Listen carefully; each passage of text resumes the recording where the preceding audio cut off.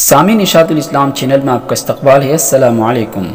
हज़रत अमीरुल हिंद हज़रत मौलाना कारी मोहम्मद उस्मान साहब रहमतुल्लाह अलैह की दूसरी नमाज जनाजा अब बाद नमाज इशा देवबंद में होगी।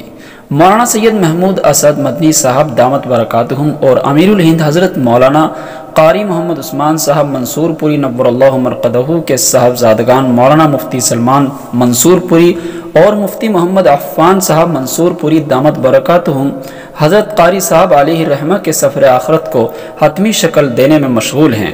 हज़रत के जज्दे खाकी को पहले जमीयत उलमा हिंद के मरकज़ी दफ्तर ITU लाया गया और वहाँ बाद नमाज असर उनकी पहली नमाज जनाजा अदा करने के बाद हज़रत रहमतुल्लाह अलैह का जनाजा देवबंद के लिए रवाना हो चुका है और वह हज़रत की नमाज जनाजा यानी 21 मई बरोज़ जुमा बाद नमाज इशा बवक्त 10:30 बजे देवबंद में अदा करने के बाद कासमी कब्रिस्तान में सपुर्द खाक किया जाएगा इंशाअल्लाह।